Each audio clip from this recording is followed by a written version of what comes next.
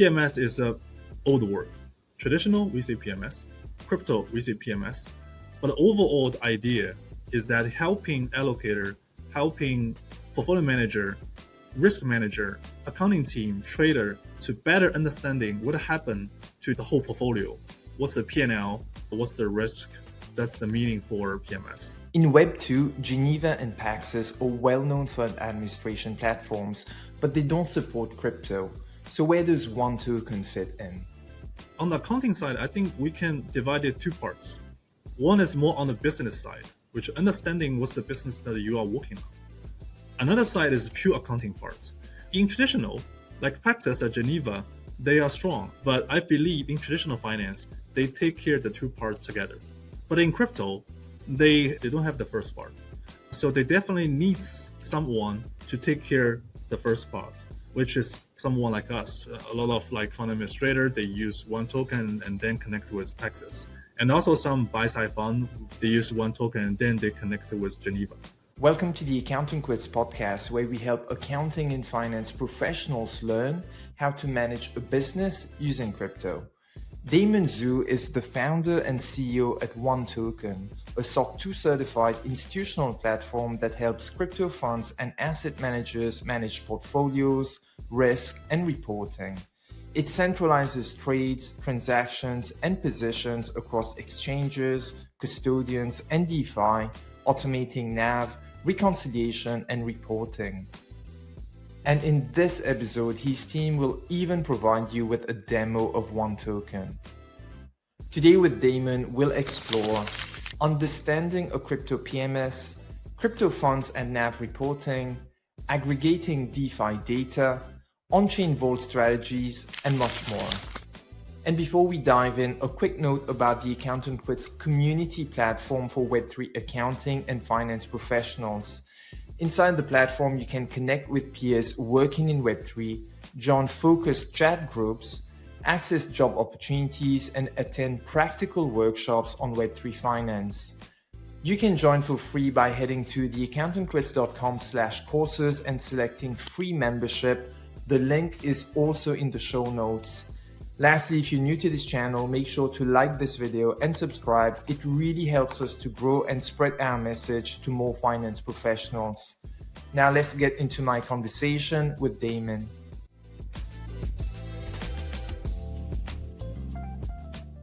Damon, welcome and thanks for making the time to be here. Omar, thanks for having me. A quick note for the listeners. Towards the end of the episode today, Damon and his team will actually walk us through a live demo of 1Token. So if you're currently listening on Apple Podcasts right now, you may want to switch to YouTube or Spotify for this one. So back to you, Damon. You have a computer science background and you founded 1Token in 2020.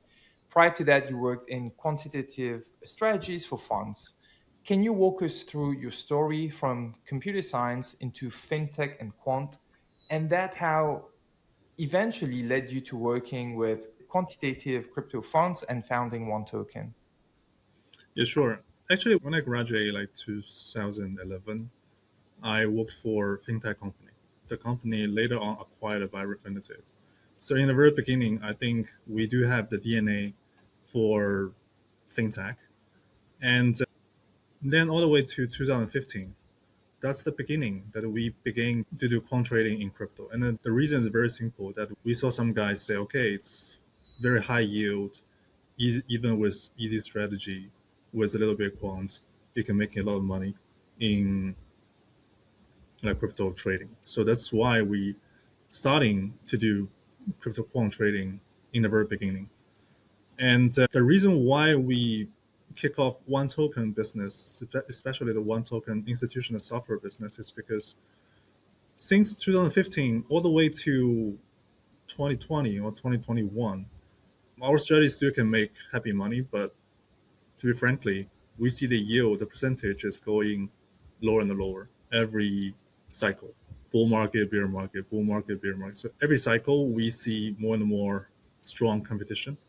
So we believe we are smart, but comparing with the top trading guy in the globally, I think it's not at least for me, it's not a good choice to continue to chasing the alpha. I would like to say working on something more long term, more on the beta, not easy to decay, which is like yield. We want to build something to be like the friends of the time. So that's why we built 1Token.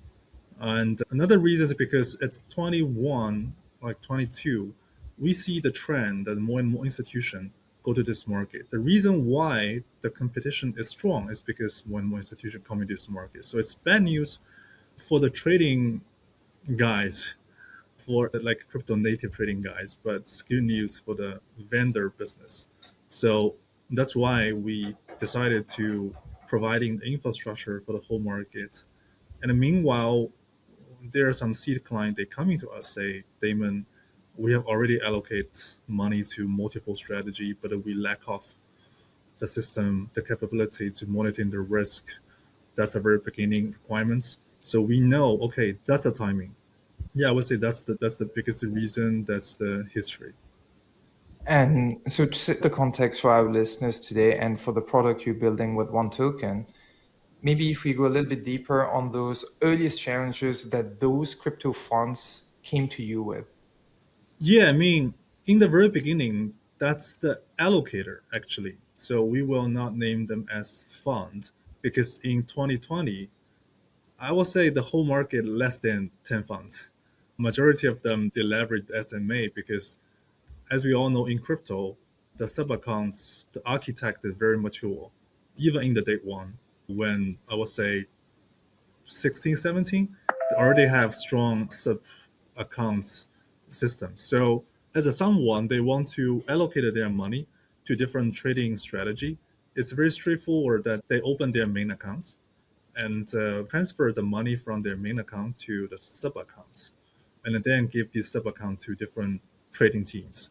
So, and I would say 2020 and 2021, that's the first batch of allocator. They began to, because they make money from different way. Either they made money from like exchange founder, so they set up exchange and made money, or these big miners, the mining, they made money.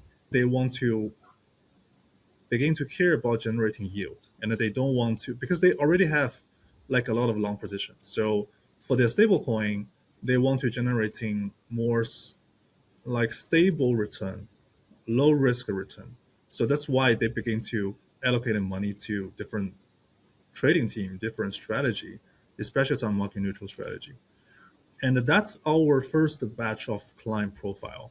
Like I mentioned, when you're allocator, what do you care about is that you need to figure out whether the guy pitch you is really a decent guy, whether the deck is real or not, or fake. And meanwhile, when you really invest them, you want to 724 to make sure the strategy they pitch you is the strategy they really do, and not to mention the middle back office things. That's our very typical in the very beginning client profile. So I will make it sure it's a quant allocator. That's our first batch of client profile. So 1Token, just to clarify for the listeners again, you are not a trading asset management firm, but you work with those trading and crypto asset management companies, funds, and you provide them with the software that they need for their PMS. We'll go through that very shortly. It has an order management system and all their fund reporting that any fund would need to have. Yeah, right. First, we don't provide strategy. We helping like on the buy side, we're helping allocator, we're helping trading team, even on the DeFi curator vote platform, we're helping them to better manage their portfolio risk accounting, trading, and also for the sell side, like prime broker, lending platform, and also fund administrator, fund auditor. So I would say, broadly speaking, anyone in like asset management ecosystem, we serve them, helping them to manage their whole front, middle, back office. That's what we do. Perfect. That's clear.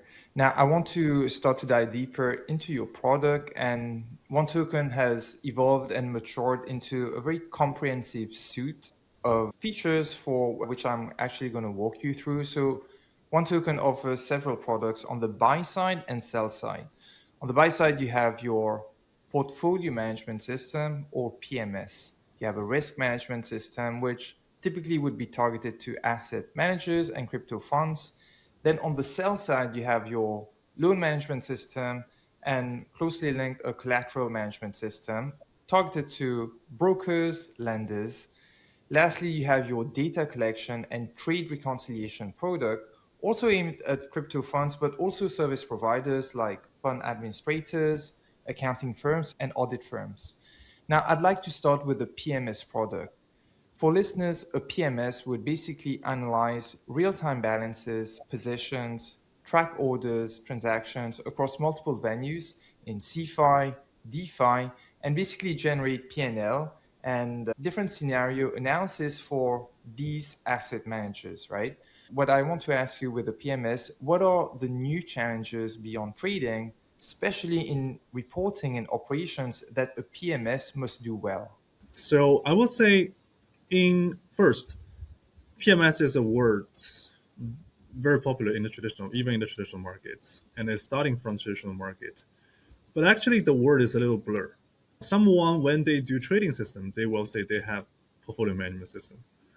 Even though someone they only providing middle back office system like a Geneva, like Paxus, they also will say they are providing portfolio management system. So I would say anyone they if their system can let the clients know what's their position, what's their balance, what's their transaction, of course, like you mentioned, the PNL, then anyone can say it's a PMS. But what we are focusing on, usually the way that we divide the market is that, so like I mentioned, we focus on asset management, this ecosystem. And in asset management, there are different strategy. We usually use different strategy to divide the market. For example, there's someone doing quant strategy. Yes, in quant there are also many like subsets like market neutral, CTA, option strategy. But let's make it simple, just to focus on say quant strategy. That's the first. Second is like a more fixed income strategy. In crypto, we name it like a DeFi strategy or borrow lending strategy. And also we have ETF, we have discretionary, we have fundamental, we have option. So at all, we have probably like a five, six, seven, eight category of the strategy wise. And what we are focusing on is that for each subset, like quant is one subset, DeFi strategy or fixed income is another subset. We want to make sure each subset clients or for no matter buy side or sell side, for example, like buy side, their strategy majority on quant, or the sell side, their clients a majority are doing quant strategy. So anyone, for example, their business is strong related to quant, we want to serve their middle front, middle back office. That's our PMS want to do. And like I mentioned, anyone they want to before they will invest, they want to investment due delegation. So in that case, they can use 1Token system, say, trace back the trading activities historically to figure out whether the trading team strategy performance is aligned with the deck, whether the PNL is right, whether the way that make the PNL is not gambling, is not a bet, right? It's not a high leverage. So that's like helping the portfolio manager or allocator to do delegation. So that's like the very typical first things before the investment. And then during the investment, for example, the trading team say their strategy is very low risk, is high money utilization, the trading volume is high, something like that. When you really invest them as an allocator, you want to make sure 724 they do the same thing. And also, when you invest several teams, usually for one typical like a market neutral or funding fee strategy, allocator will not only invest to one team, but invest to 1 to 2 or even 2 to 3, so they can compare, right? And then they need a system to helping them function, to helping them to easily to compare which is better. And not to mention to rebalance. For example, you invest to several different strategy, and different strategy give you different performance, different PNL. After a period of time, you want to rebalance put different money weight of money in different strategy. For example, you want to say comparing with the historical performance, the volatility. Now today, my target is to this P&L structure, this volatility. So I want to rebalance my portfolio. So these are all like very typical front middle function that for portfolio manager, for allocator, they want to leverage. Not to mention like a middle back office things. So I would say overall, PMS is a old word. Traditional, we say PMS. Crypto, we say PMS. The biggest difference I will say is the venue difference and also the financial instrument difference. Like today we have the DeFi. But overall the idea is that helping allocator, helping portfolio manager, risk manager, accounting team, trader to better understanding what happened to their the whole portfolio. What's the P&L? What's the risk? That's the meaning for PMS. Before we continue, let's take a quick commercial break from our sponsor. If you're serious about running your business using crypto, you need tools built for crypto. One of my favorite apps, and yes, one that I use multiple times a month, is Request Finance. This app has been a game changer in how I invoice my clients and receive stable coins and crypto directly in my wallet. But hey, there's so much more to it. Request Finance is the all-in-one platform for crypto operations. Accounts payable, accounts receivable, expenses, and even accounting. Plus, they've got a killer multi-pay off-ramp to over 190 countries, meaning you can pay someone with crypto and they get fiat in their bank account. Request Finance connects to over 20 blockchain networks, including Ethereum, Solana, Base, Arbitrum, Near, and more. Here are some features that I love. Batch payments using your preferred wallet of choice, a single dashboard to track all invoices with real-time updates. All invoices contain the transaction hash for easy audits. But hey, don't take my word for it. Try it out for yourself. Head over to requestfinance/partners/theaccountantquits and get 2 months for free with all the pro account features.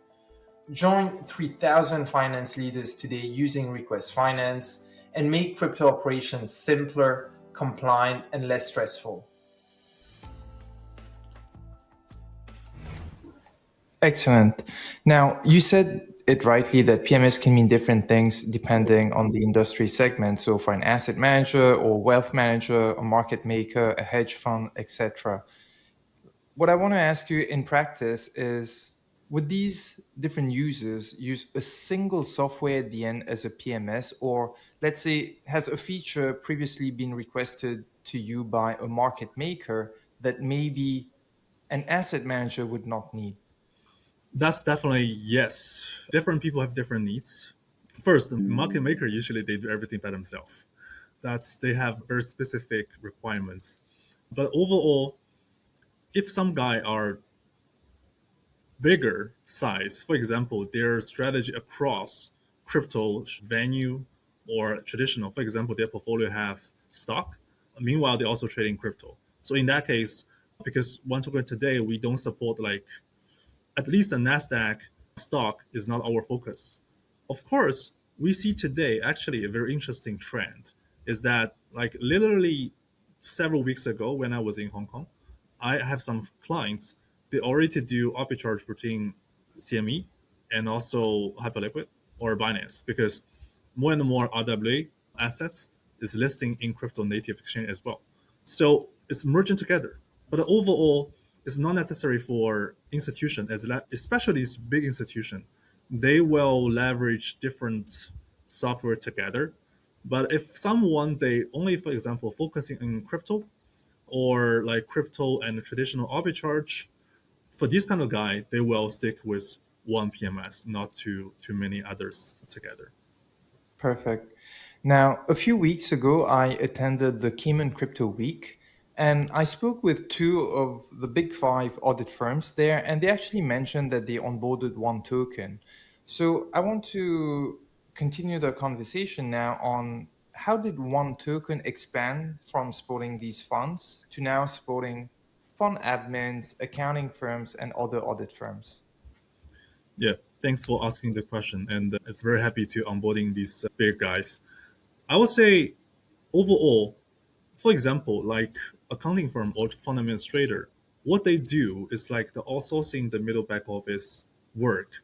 And even actually for this bigger fund, their internal middle back office team need to do NAV calculation, P&L calculation, and then meanwhile they're also working with external like fund administrator together to make sure the data is correct. And then usually it's like the fund administrator will send the information to the LP because usually LP don't 100% trust the GP because GP run the portfolio and the GP sent the information. So GP would like to hear the voice from fund administrator to make sure the data is correct. Monthly data, weekly data, or daily data is correct. So actually, funds middle back office team and the fund administrator team, I would say their work have a lot of overlap. In other words, if we can serve the middle back office team very well, then we can serve an administrator team very well as well. So that's the story for fund administrator guys. And for auditing team, auditing companies, they are not doing the day-to-day work. That's administrative guys' work. But they are like acting like a policeman yearly or half yearly, like go to the office, say, okay, we want to make sure the data is correct. So but when they auditing, they do this very similar things. They need to get all the transaction, reconciliation, calculating some P&L, realize, unrealized, whatever. So when they do the work, they do the similar pattern. So that's why we can serve them as well. So that's a story. All right. Now, Geneva and Paxus are well-known fund admin platforms in Web2, right? But these platforms, they don't support crypto. It's the equivalent of how people are using subledgers like Crypto, Trez, Bitwave. These are being used for crypto bookkeeping and in conjunction with like a Zero and QuickBooks, right? So asset managers, trading managers are trading across exchanges, custodians, DeFi. So basically what 1Token is doing, again, I'm summarizing this for the listeners, but it normalizes data across all these different data sources for your reporting. And then it's basically exported to Geneva and Paxus. Can you explain why a fund administrator would need to use both 1Token and a traditional fund admin tool like Geneva or Paxus? Sure. So I would say for no matter for like a general business or for running a fund, there on the accounting side, I think we can divide it two parts. One is more on the business side, which understanding what's the business that you are working on. Another side is pure like CPA part, pure accounting part.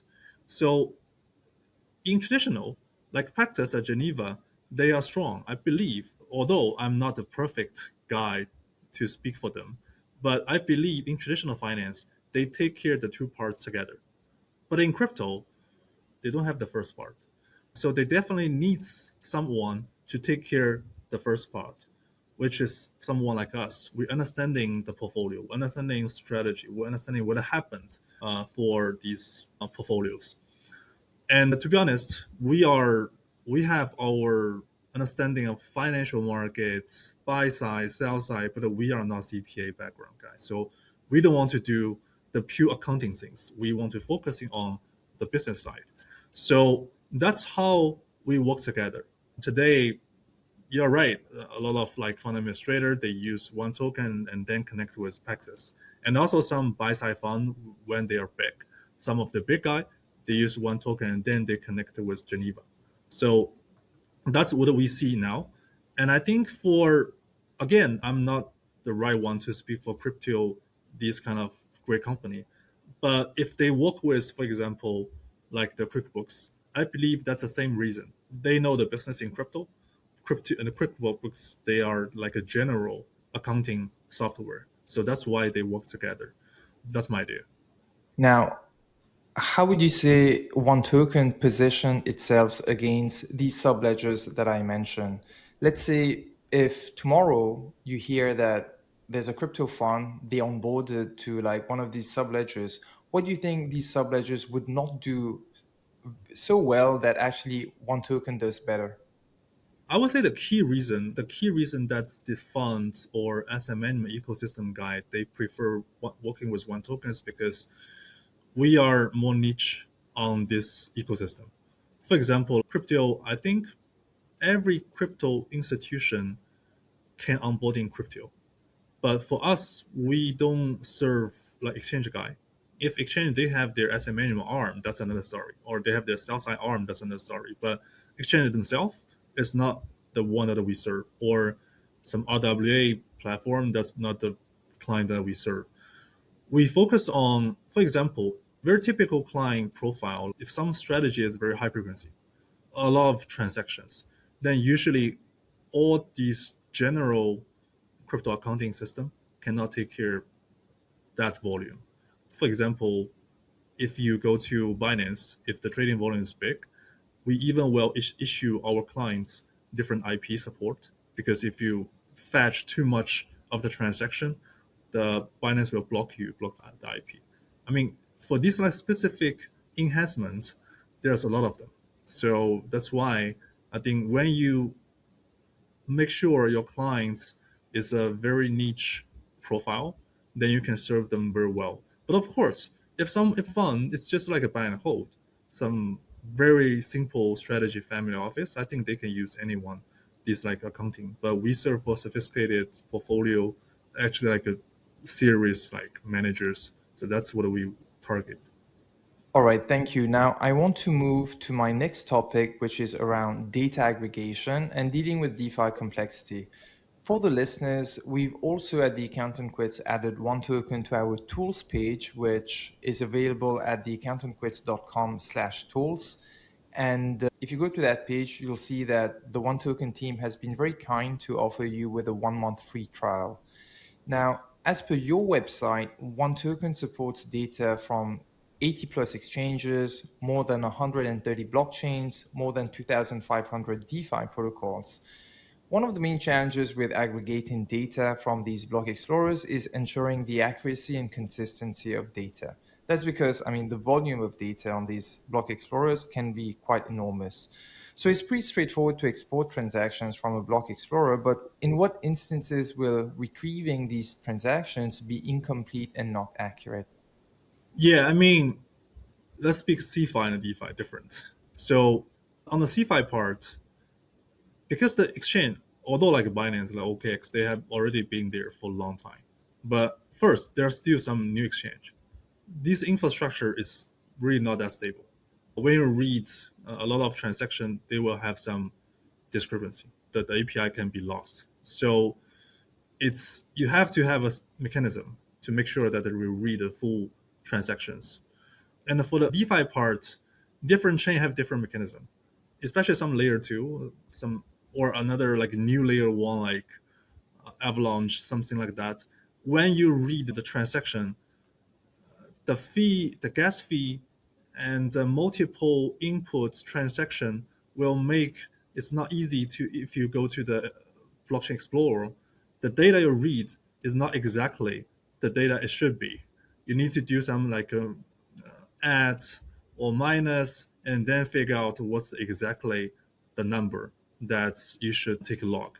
So I would say, although these CeFi and DeFi are immature, but frankly speaking, comparing with the traditional finance, I would say it's another smooth because if you go to the traditional like brokerage, you read it real time is different. You read like the end of day, they have like drop copy, a different mechanism. So I would say it's like a unified gateway to read the data in crypto, no matter CeFi and DeFi, but it's still evolving. So it's not easy to make sure that everything is correct, but we are working on that.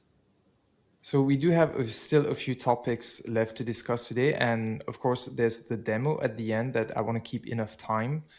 Now, valuation is one of the hardest problems in crypto fund accounting. These crypto funds, they hold assets across many different venues, including illiquid tokens, derivatives, LP positions, and that makes pricing quite complex. Price feeds can differ by exchanges, by instruments. So what challenges do you see around price sources and how does 1Token help funds handle these fragmented or inconsistent pricing with crypto? Yeah, I think it's depends on different instruments or different strategy. For example, if on the spot side, we do providing like CoinMarketCap, CoinGecko, it's like a mainstream. But meanwhile, we also providing our index, like putting different exchange data together. It depends on our client; they can choose by themselves.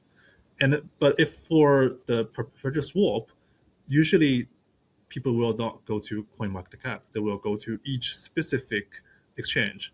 If they do strategy on, for example, Binance and Hyperliquid, they definitely will have the two leg from different specific, each specific exchange. Otherwise, when you have some like a risk alert, a little bit difference maybe make the liquidation or whatever thing. So that's they stick with the exchange specific data source for like a perpetual swap. And for these low liquidity assets, especially for the guy, for example, if you're trading in Binance or actually majority with margin like exchange, the collateral, they will have different haircut with the more different market cap, different liquidity.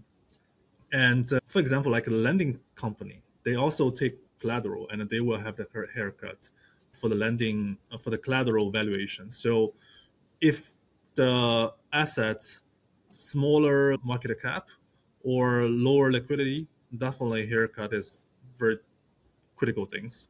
And we will give our clients option. They can set up the haircut percentage by themselves on our platform. And meanwhile, for the like LP token on DeFi, so someone they will choose for the underlying. Someone they will choose say, I care about the LP token in a trading pair, that real time price.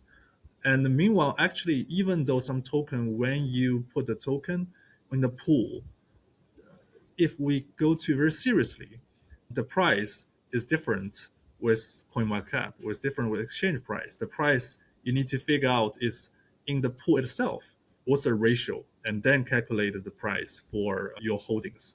So yes, it's complex. Not to mention, of course, on option side, no matter OTC, no matter in the market.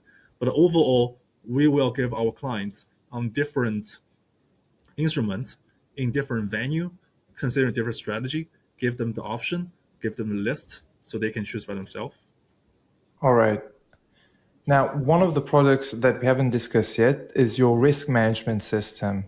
So in crypto, these funds, they would have different profiles of risk. Of course, you have your custody risk, which arises from self-custody versus third-party custody. You have your transaction and protocol risk from could be from any smart contract bugs or exploit at the protocol level.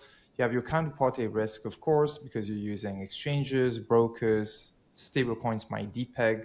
You have your staking risk, like slashing. But which of these categories, or maybe it's not any of these categories, does your risk management system actually help them measure and manage day to day? Yeah, yeah, so right. So there are different aspects or hierarchy for institution go to this market, the risk they should care about. I would say custody is the start, and a counterparty risk. Counterparty risk is not only for CeFi but also for DeFi.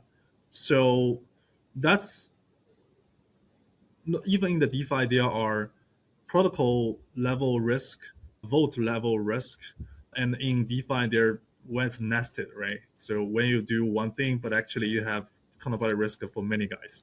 So there are very, I would say, the basement, the risk they should consider. But even though these things are all well done, when they really do the strategy, they also need to care about the strategy risk. So that's actually what we are focusing on. I would say down the road, we very probably will working with some guy. They do counterparty risk or custody risk or protocol risk valuation or evaluate. We work with them. But what we are focused on is that for different strategy itself, what's the risk? For example, like if someone says market neutral strategy, it's low risk strategy, it's like only trading bigger coin, only trading high liquidity coin. So there are many different risk parameter that you should care about for different strategies. So we are mainly working on this part, even because there are really different many strategies, and from each strategy there are many parameters. So that's already a very big matrix that we should help our clients to make sure, and then not only real time monitoring, but also pre trade. Before trade, our system will help our client to figure out, okay, suppose I place that trade, what will happen? So if after the trade is placed, bad thing will happen or the rule will be break, then we don't allow our client to place that order, which is a pre-trade risk management. And also down the road, there will post-trade risk management. For example, the rule is really broken. Then what we should do? We should like lower the position, no matter multiple lags and things like that. That's the whole topic for the strategy-wise risk management, and that's what we are focusing on. Damon, we're lucky to have you today, and your clients are very sophisticated institutional investors in crypto. So I wanted to have your perspective and opinion on one of the hottest topics for 2026, which is on-chain vaults, right? So there's been the rise of these on-chain vault strategies and the role of risk curators over the past year. Over 2025, the TVL in these so-called risk curator protocols grew from roughly $1 to $2 billion at the start of the year to approximately $6 billion as of now. So some of these best-known risk curators right now, at least, are Stakehouse Financial, Gauntlet, Centaura, and Mev Capital, who each curate vaults on top of protocols like Morpho, but there's many more. Now, they typically design strategies, they set risk parameters and caps, they monitor markets, and of course, they earn a fee then for managing that risk on behalf of depositors. Maybe for listeners who are a bit new to this, Damon, could you very quickly, before I move on to my next question, is how do you explain what a risk creator actually is and how they work with these on-chain vaults?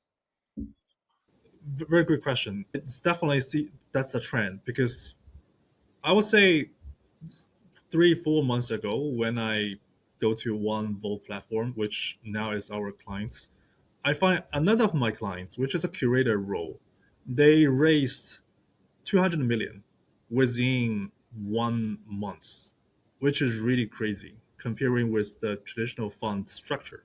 I mean, crypto fund, but they run in the traditional fund structure, Cayman, BVI.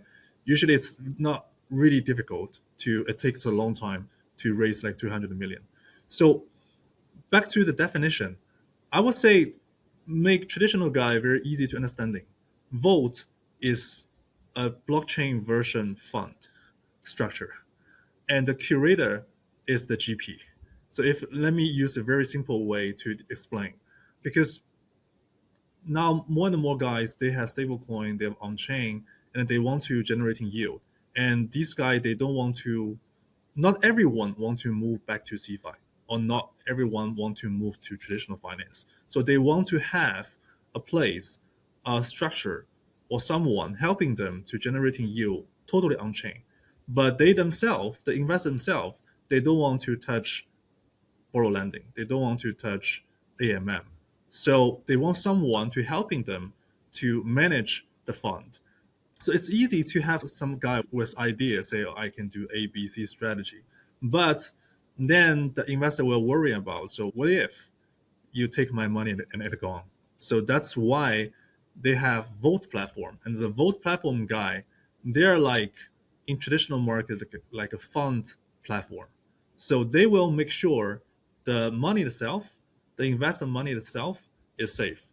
For example, curator cannot randomly move the money to some new or even fake protocol or even their own pocket. So the Vault platform will make sure the safety, something like custody, will make sure the safety and make sure and make it smooth the subscription, the redemption. That's their work. And actually, more and more Vault platform because they need to take care of the invested money. So not only on the money safety itself, but also they now move to strategy wise risk, like I just mentioned. Literally, like we are now working with four Vault platform.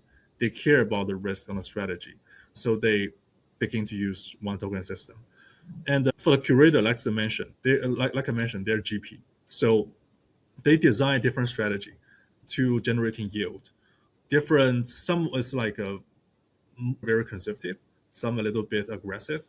And actually, very interesting things is that even though some curator they raise money on chain, but actually some of their strategy are off chain in the centralized exchange, or they do central exchange and the decentralized exchange arbitrage.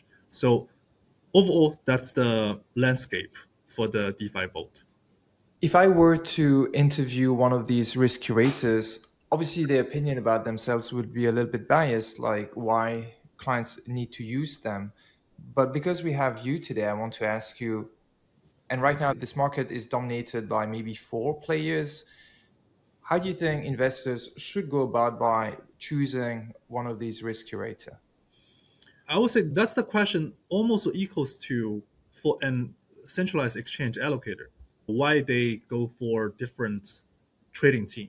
So I will say first, the investor need to figure out what's the risk appetite, what's the expected return, because some curator they are greater on very low risk strategy, someone is different. So that's the first. What's your target? And the second, for a target, there will be the answer is the different strategy, and need to figure out historically which each of the big four. I'm not sure whether that's a right word, but actually there are also different other curators. But overall, to figure out the curator their historical performance, whether and it's normal for one curator, they have vote, they manage a vote on different vote platform. Even they will have off chain their own fund structure, or even some SMA manage the account. So I would say, frankly speaking, it's not that easy to do like a very comprehensive due diligence. That's also one thing that we are working on, helping the market and more transparency, listing different, no matter CeFi trading team or DeFi farming team performance to a single platform that everyone can easily to see their historical performance. But overall, I would say that's several steps. One is your own target. Then you figure out what kind of strategy you want to invest. And then for the strategy, you go to different curator to see whether they are strong on this specific strategy and what's their historical performance. That's a step. If I was an allocator, I was an investor, I will do step by step. Now, let's say if you have one of your clients, a crypto fund, they decide to allocate in one of these curated vaults. Is there any new feature that 1Token has to be able to provide, or nothing changes? I would say because so far we support majority DeFi strategies. No matter, for example, popular one is that like staking or restaking and then go to Pendo, or looping, borrow lending looping, and also JLP. And JLP meanwhile hedging, because when you have the JLP, you mean you are on the long position for coins. If you want to hedge, you can hedge a position on another venues. So JLP and a hedge, and someone even will do another looping. So you put the JLP into whatever borrow lending platform, and then borrow out USDC, and then go to the JLP again. And then meanwhile, we also have arbitrage, right? So DeFi, CeFi arbitrage. So we already covered this. Make sure if no matter you are trading team, you do this strategy. We're helping you to monitoring to manage your portfolio well, or your allocator. You don't do strategy by yourself. You invest your money to different trading team. They do this kind of strategy, and we support you to have a very clear idea about what happened. So I would say we focus on the strategy itself, make sure each strategy we support it very well. Then, no matter it's trading team itself do these things or allocators invest this kind of strategy, we can all support them. Perfect. Thanks for sharing, Damon. Now, at the start of the episode today, I promised we would have a demo of 1Token, and I think it's time to show the listeners the magic of 1Token. So most of our audience is already working at Web3 companies. Maybe they're hearing 1Token for the first time today. So I think, Damon, right now that you have Gloria, which is one of your team members who will walk us through the platform. Hi, Uma. Of course, happy to give our audience a quick introduction about 1Token systems. As you can see here, we have these home pages. And in the next 5 minutes, I'm going to introduce several features about 1Token product. First of all, we have data collection and connectivity capabilities. I will talk about how to set up accounts and portfolios. Secondly, we have a reporting feature, which I can include snapshots and ledgers. Thirdly, we have fund accounting, which will include a valuation report as well. Last, I'm going to talk about the reconciliation. So let's first dive into the first features. So one of our biggest features is that we have a great connectivity. Currently, we support over 90 centralized venues, including exchanges, custody, OTC, prime brokers, etc. So these are some examples that we are currently support. And the way that we start to feed in data is very straightforward. You can just add your API read key here, and that's all. So after the CeFi, we also have great connectivity to DeFi as well. Not only DEXs, but also we have support to different blockchains and protocols. So you can also add your blockchain address here as well. So these are all the chains that we're currently supporting. Right now we have connectivity to over 130 chains and over 2,000 protocols on them. And not only EVM, but also non-EVM as well. These are some examples as well. After you have added CeFi accounts and also DeFi address, the next steps will be portfolio setup. As for portfolio setup, we give our users a very flexible ways of constructing their portfolios and also set their denomination and evaluation as well, so that they can manage like a complicated funds or complicated strategies as well. Once we have collected all the data, we will present them and store them into hourly snapshots. So as we can see here, in this sample strategies, first of all, you have the choices to select different hours, including your cutoff times. So you can set up cutoff time based on your different location and also requirements. And as for the pricing sources, you also have the option to select these three. You can do exchange first or Coinbase or CoinMarketCap. Also, we allow users to choose different valuation as well. So right now it's set default to be USDT, but you can do USDT or other stable coins or USD. It's all got switch up very easily and smoothly. And in this asset position table, you will be able to see a lot of information regarding this symbol. For example, you will see the equity valuation, and then you can see all the position size information, and also the pricing info as well. So you can see what's the latest price, what's the market price, and also what's our valuation coding sources are from. So this is from Binance because this strategy runs on Binance exchanges.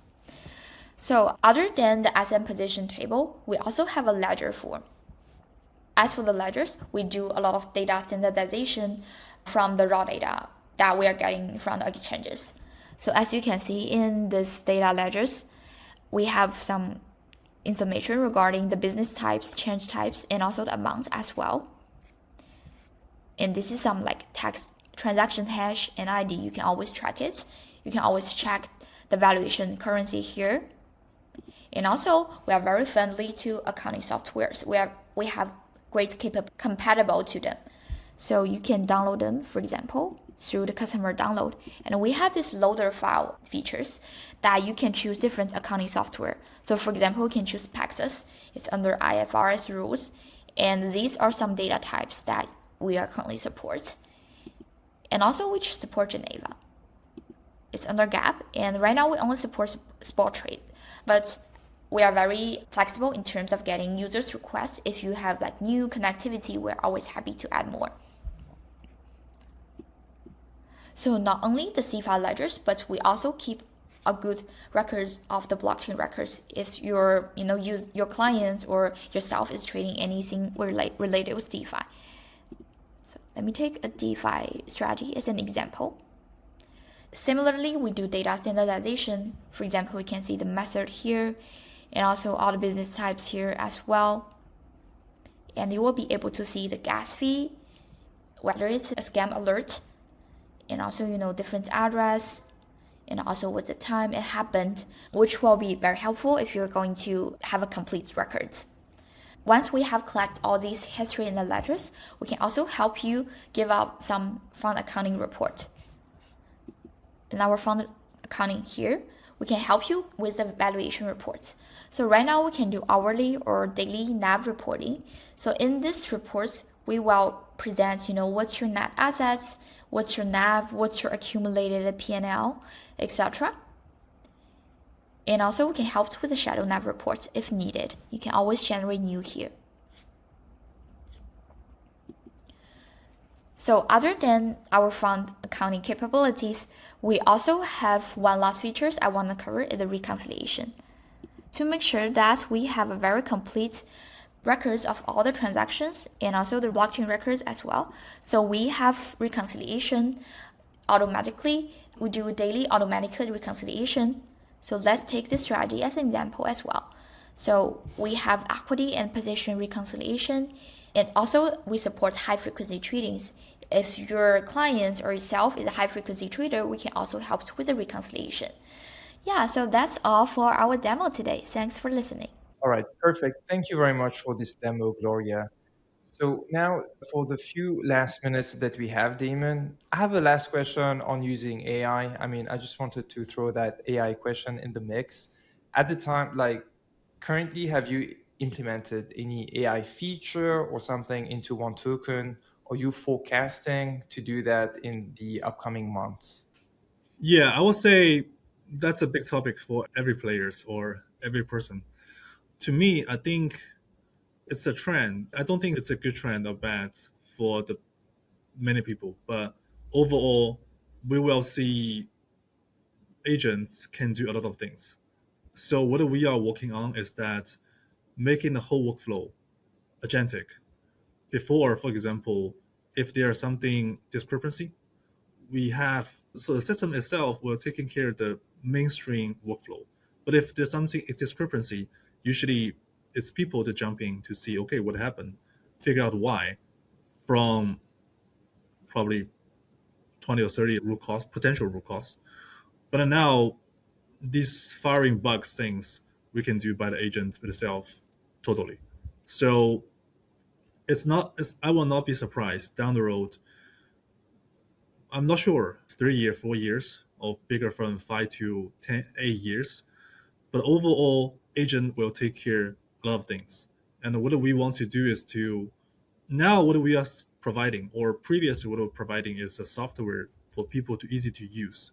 Down the road, probably, I would say what we provide is the agent as a people, agent as a labor. So agent itself can do the work using our system, and meanwhile using other system. So that's down the road. I think every like infrastructure company that should go this way. Someone they say they're result driven. I say it's agent labor. Same word, similar meaning. Yeah, completely agree with you. Like, I think every software or infrastructure will need to have like some kind of AI component built into them to survive or to keep existing, probably like in the future, but it's still very early. Now, the title of this episode today was on crypto asset management and fund accounting. I'm looking at the time right now, Damon. I want to be respectful of your time as well. I know it's pretty late for you. So maybe as closing thoughts, if has there been anything today that we didn't touch on that you'd like to share with the listeners?